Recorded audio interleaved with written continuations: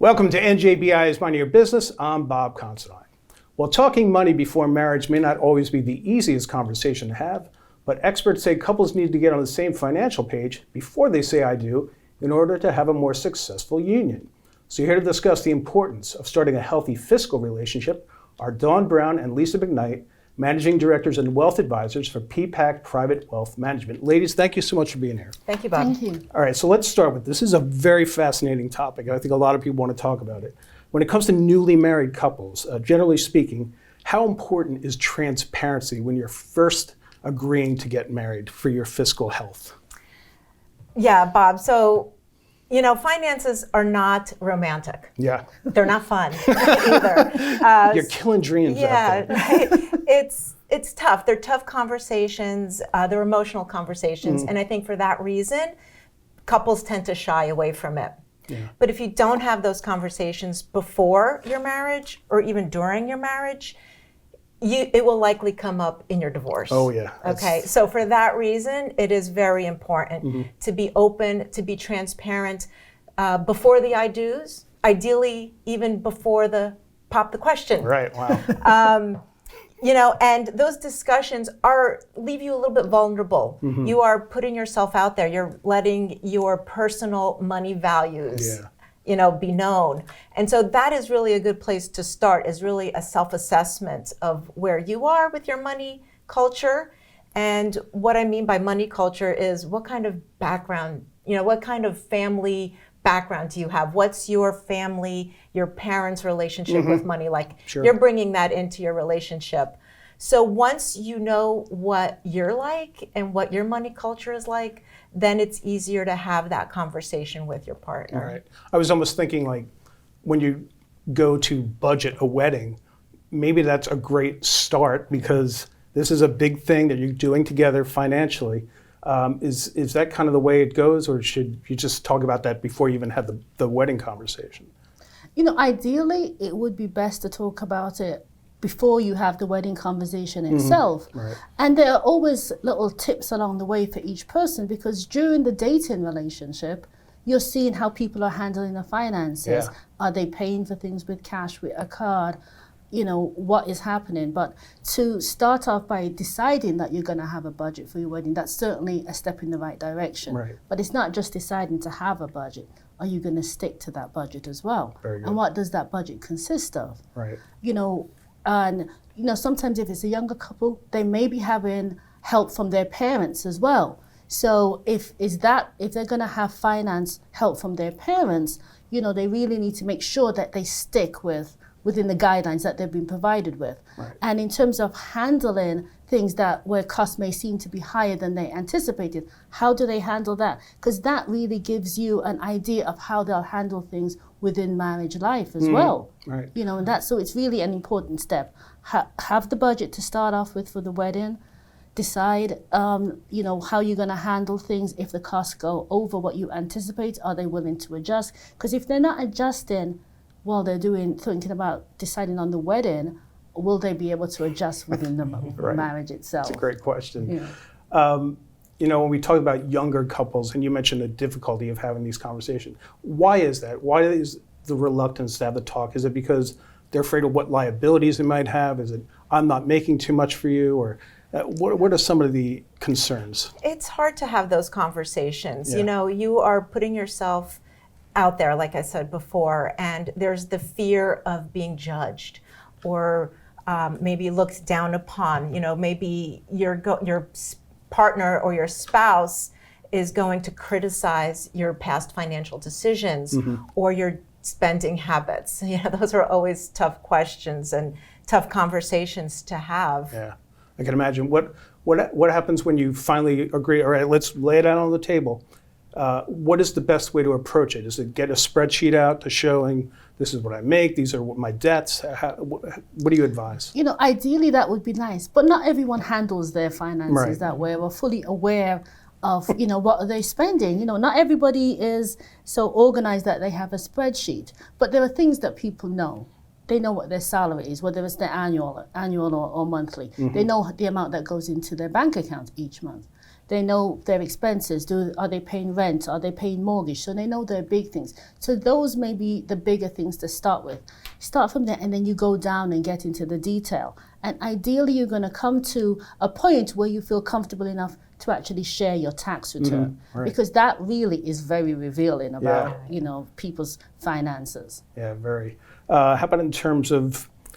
I'm wondering if you find when you speak to couples, is it oftentimes where one is the spender and one is the saver, and how does that work itself out in the end? So that's a great question. I think a lot of couples actually do have the money talk because what we find is that most couples are on the same page. You do get a few where there is that dichotomy of the spender and the saver, right. but they're going in the right direction because now they're sitting in front of a professional advisor.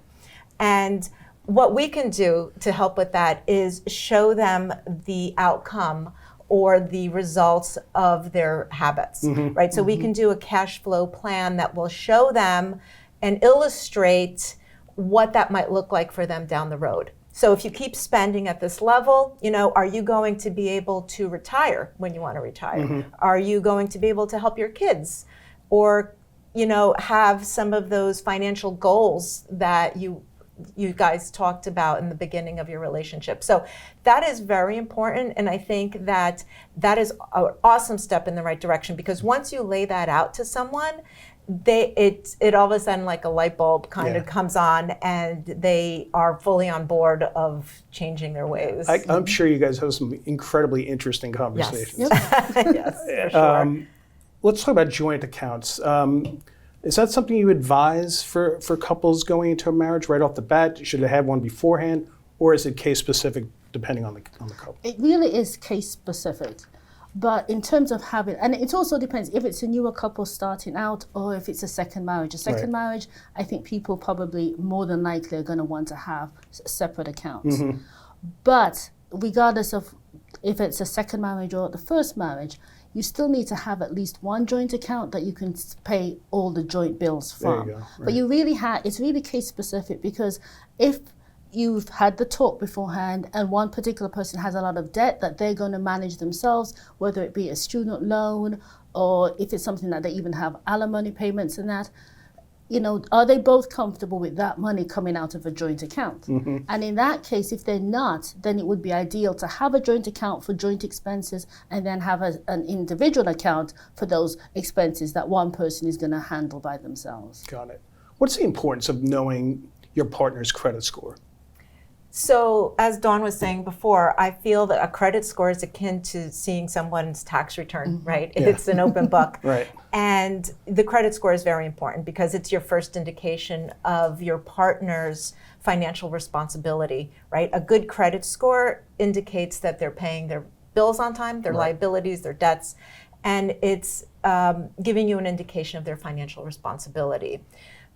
The importance of knowing the credit score is as you go for loans, say you want to buy a house or a car, you are now sort of married to your partner's credit score as well. And you might or might not get approved for a loan. And if you do get approved, then your interest rate is really going to be tied in with how good that credit score is. Yeah. There's other things that are tied into credit scores. I know when you go rent an apartment, they pull your credit score.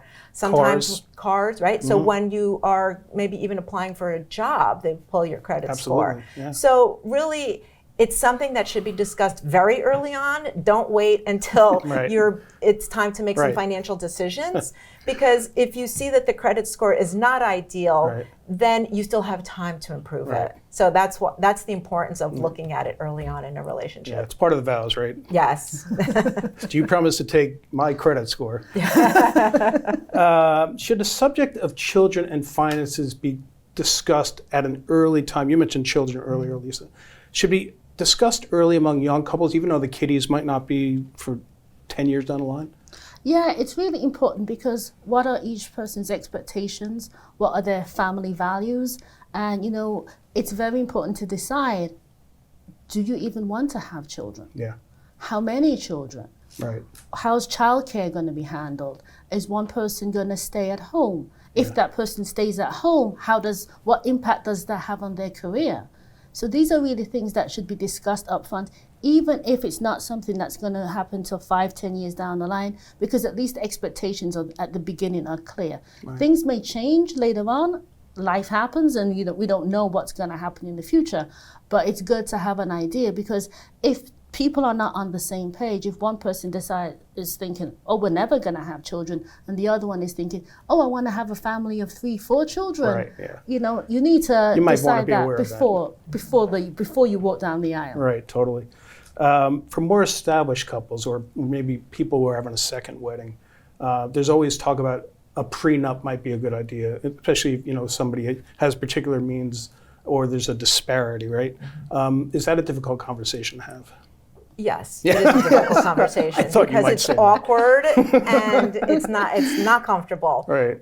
However, a prenuptial agreement is a great idea, not just for older couples or second marriages. I think that everybody should consider a prenuptial agreement. Yes, it really it clarifies your wishes, and it gives you peace of mind. So it's not just in the event of a divorce, but it can also be used in the event of a death, a premature death. Okay. So, laying out your wishes in a prenuptial agreement will give you the opportunity to tell your spouse or your partner, right, what you want to see happen. Yeah. And in the event of an older couple, now they've accumulated assets right throughout their lifetime, so there's special needs there. A second marriage, you have children probably from a previous marriage that you want to make sure that their needs are taken care of. Right.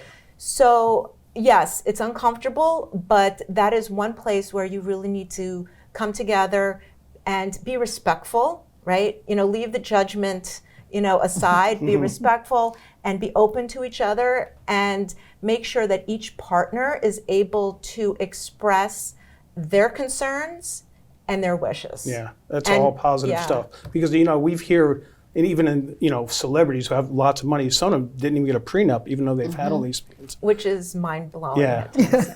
But, the Beatles said all you need is love. And, all this. Isn't that true? What have we become as a society? How about in terms of alternatives to prenuptial agreements? Are there anything else that you might be able to go with if that's not up to what both people want? So if a couple have decided that they don't want to have a prenup, there are other things that they could put in place. For example, they could have a trust. Right. And it may not necessarily just be the couple deciding to have a trust. Sometimes the parents of one of the people getting married may decide, we don't know what the future holds for this couple, and we want to ensure that this particular fund stays within our family line. So they may set up a trust so that if something happens to them, when the money is inherited, that particular child receives it within trust, so that if they were to get divorced, it would be protected. Correct. Once money comes out of the trust, and if it goes into a joint account, then those are joint assets. But one way to help you protect finances could be by putting money in a trust. And even if the parents haven't set up a trust, it could be that an individual decides that I inherited this money, particularly if it's a second marriage, I inherited these funds and I really want it to stay within my family line. So they may decide, I'm just going to put that in trust and allow it to be inherited down my family line, and not in a situation where it could be a second marriage and to stepchildren or something like that. Yeah, very interesting. Very interesting. We're going to wrap up here, but you guys have advised for so many different types of couples, I'm sure, different families. What's the one constant that covers all the bases, whether you're a young couple, old couple, and how you approach dealing with your finances as a couple? And I think it's the theme that we've had this whole time here is communication. Right? Communication. Yeah. Open, honest communication. Mm-hmm. There's no way around it. You can't keep secrets. You start keeping secrets and it's all going to go downhill from there. But communication is important early on. It's important during the marriage. If it's not there, if you're not open and honest, that's when resentments and misunderstandings creep into the relationship. And that's just going to cause financial strain and stress. And trust issues, perhaps. And trust issues. So the bottom line is to not be afraid to to be open and to communicate with your partner about what's important to you on in financial terms. Very good. Well, this has been great. This is great information. If anybody wants to learn more, they can go to peapackprivate.com. From Peapack Private Wealth Management, Dawn Brown, Lisa McKnight, thank you so much for being here. Thank you, Bob. you. All right, we'll be back right after these words.